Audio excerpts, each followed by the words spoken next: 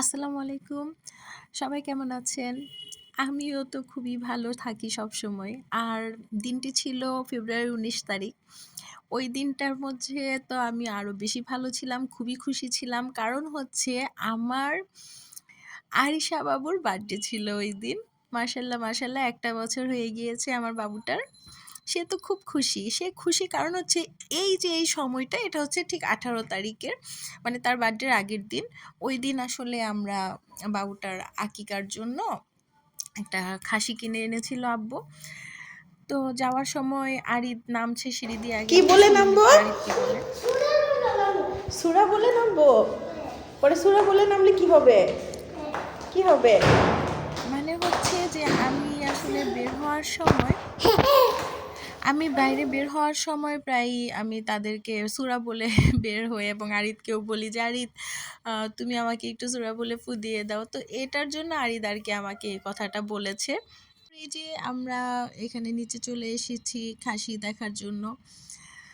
তো আরিদ মূলত এখানে খাসি খুঁজছে। এসে দেখে তার নানা ভাই ২ টা মুরগি রাখছে। তাহলে খাসি কোথায়? খাসি তো ওইদিকে গাছের সাথে বেঁধে রেখেছিল আব্বু।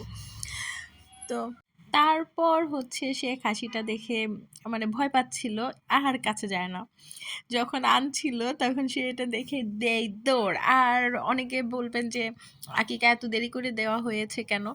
দেওয়া হয়েছে মূলত আমাদের ইচ্ছা ছিল যে আমরা আমাদের গ্রামের বাড়িতে গিয়ে আকিকা দিব। তবে আমাদের মানে টাইমিংটা এমন হয় যে ঈদের আগে দিয়ে আমাদের বাড়িতে যাওয়া হয়। এছাড়া আমাদের সময় হয় না। মানে আরিদের বাবার ছুটি পায় না বা সময়টা করে উঠতে পারে না বাড়িতে যাওয়ার জন্য, যার কারণে আকিকাটা আর দেওয়াই হচ্ছিল না। তারপর আমি আর আরিদের বাবা দুইজনে মিলেই সিদ্ধান্ত নিলাম যে না, ১ বছর যেহেতু হয়ে গিয়েছে, এই ১ বছরের বার্থডেও পালন করি, আবার আকিকাটাও দিয়ে দেই এর আগে। তো এই হচ্ছে কথা। তারপর হচ্ছে যে ওই যে আরিদ হচ্ছে দৌড়ায় দৌড়ায় দেখছে চারপাশে, কারণ সে এখন সুযোগ পেয়েছে। একা একা কখনো আমি এত বেশি নিচে নামতে দেই না। তো সুযোগ পেয়েছে এবং সে খুব খুশি, খুশিতে দৌড়াদৌড়িও করছে। তো আমি এখানে দেখছিলাম খাসিটার খুব কষ্ট হচ্ছে, কারণ এতগুলো মশা এসে এটাকে কামড়াচ্ছে। তারপর আমি আব্বুকে বলেছিলাম যে, "আব্বু বাসায় নিয়ে আসো, কারণ হচ্ছে যে খাসিটাকে রান্নাইলে কষ্ট পাবে।" এই যে আমার আরিশা বাবু দেখছে খাসিটাকে, খাসিটাকে এনে বারান্দায় রেখে দিয়েছিল। এই যে আমি তাকে ভাত খাওয়াচ্ছিলাম। আসলে এই খাসিগুলো সবই খায়, ভাতও খায়, চালও খায়, সবই খায়। তো আরিশা একটু একটু সাহস করে টুকটুক করে আগাচ্ছে, কিন্তু সে পারছে না। আমি এখানে তাকে পানি দিয়েছি, ওমা মুখটা ভেঙচি মেরে ওদিকে তাকিয়ে গেল। আবার আমাকে ভয় দেখায়, ইয়ে করে না, পানি খায় না। এই যে তার পরের দিন সকালবেলাতে আমি ২ বাবুকে একসাথে গোসল করায়ে এখন রেডি করে ফেলবো। আমার টুকটুকি বাবুটা হাসছে, আমার আরিদ বাবু দুষ্টুমি করছে মাশাআল্লাহ। আর এদিক দিয়ে হচ্ছে আমার আরো ২ টা মেয়ে এসে আমাকে একটু মানে বার্থডের জন্য একটু সাজুগুজু করায়ে দিচ্ছে আমাদের ঘরটা একটা সাইডে। আর মূলত এখানে ২ জনে মিলে ঝগড়া করতেছে। আর আরিদ এই ঝগড়াগুলো উপভোগ করতেছে। আসলে ওরাও তো ছোট বাবু, কি করবে, কিভাবে ইয়ে করবে এটা বুঝতে পারছে না। তারপর আমি আর আরিদ একটু কাজে নিচে গিয়েছিলাম। আর আরিদ তো আমার হাত থেকে ছুটে দৌড়ায়ে ওদিক দিয়ে গিয়ে এদিক দিয়ে চলে আসছে। আর এদিকে আমিও আরিদকে নিয়ে একটু মজা করছি। আমার আর আরিদের দুজনেরই খুবই ভালো লাগছিল, খুবই খুশি লাগছিল, আনন্দ লাগছিল। আমিও হাসছিলাম, আরিদও হাসছিল। যাই হোক, এবং আমার খুবই আনন্দেরই দিন ছিল এটা। তারপর হচ্ছে এই যে আমার টুকটুকি বাবুটাকে আমি রেডি করে ফেলেছি। হাতের চুড়িগুলো তার দাদুমণি দিয়েছে এবং পায়ের নুপুরটা তার বাবা এনে দিয়েছে। সে তো মহা খুশি। তারপর হচ্ছে এই যে তাকে একটা ছোট্ট কেক দিয়ে বসিয়ে দিয়েছি। আমি বলতেছি যে খাও, সবাই বলতেছে খাও, কিন্তু সবার জোরাজুরিতে সে আসলে একটু আম কি বলবো এটাকে, একটু ভয় ভয়ও পাচ্ছিল যে আসলে আমাকে কি সত্যিই খেতে দিয়েছে, আর এটা কি, আমাকে কেন এভাবে দিয়ে দিল।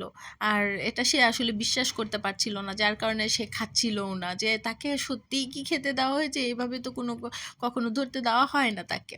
তো এটা ভেবে সে আসলে মুখেই নিচ্ছে না যে আসলে তাকে এটা কি খাওয়াচ্ছি আমরা। তারপর অনেক বুঝিয়ে সুজিয়ে সুজিয়ে তারপর আমি বলছি মাম্মাম খাও, একটু খেতে হয়, মাম্মাম খাও।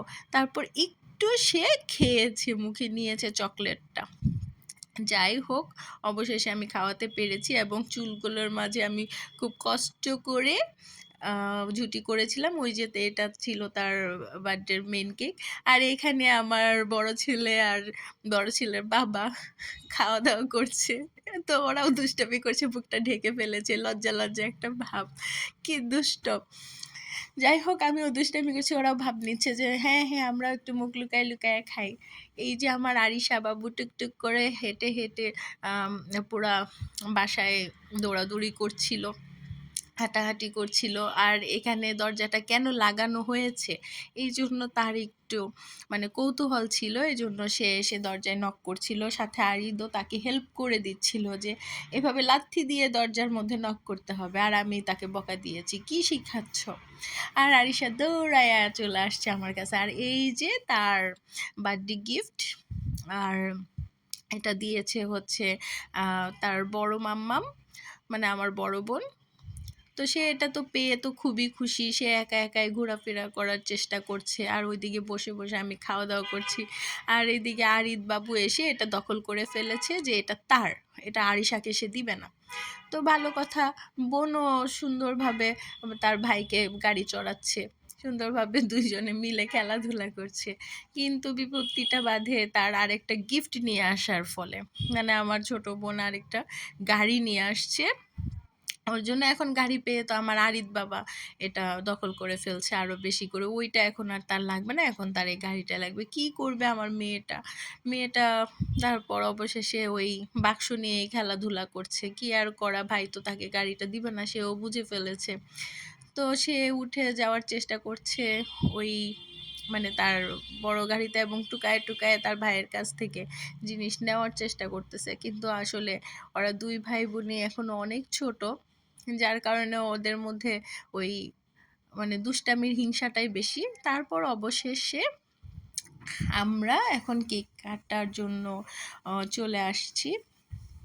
আসলে মেহমান বলতে কোনো মেহমানই না, জাস্ট নিজেরাই একটু আনন্দ করলাম বাবুটার সাথে, এইটুকুই।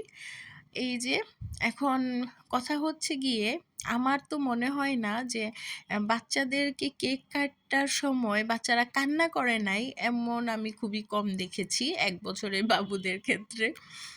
তো এখানে সমস্যাটা হচ্ছে সে তার ভাইয়ের সঙ্গে রাখ, তার ভাইও তার বোনের সঙ্গে রাখ, ওই যে গিফট নিয়ে।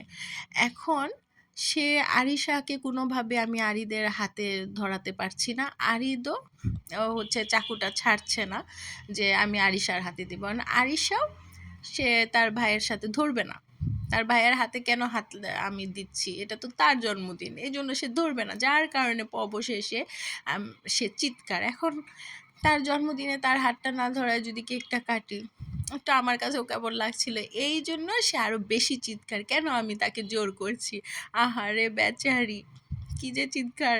আর তারপরে আপনাদেরকে একটা কান্নার শব্দ শোনাবো। সে তারপর ঠাস করে মাটিতে বসে পড়েছে, একটু পরেই সেটা দেখতে পারবেন বসে। তারপর সে চিৎকার শুরু করে দিয়েছে মাটিতে বসে, আহ্লাদের কান্না। তা আমি এই যে তাকে বলছি, বোঝানোর চেষ্টা করছি, আমার বাবুকে আর বুঝে বলেন। এই যে তার বাবাও তাকে খেলা দেওয়ার চেষ্টা করছে।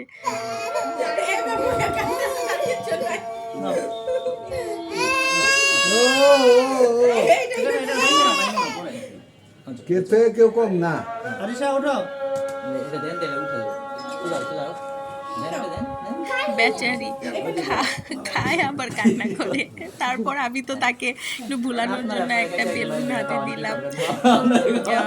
মানে কষ্ট হচ্ছিল তাকে সামলানোর জন্য। তারপর একটু কেকের থেকে এটা একটা চকলেটের বানানো ছিল, সে একটু কামড় দিয়ে নিয়েছে, তারপরে আর খায়নি। তারপর আরিদও বলছে আমি এইটাই খাবো, আমি আমি এটা খাবো। তখন আমি বলছি ঠিক আছে দাও, আমি তোমাকে খাইয়ে দেই।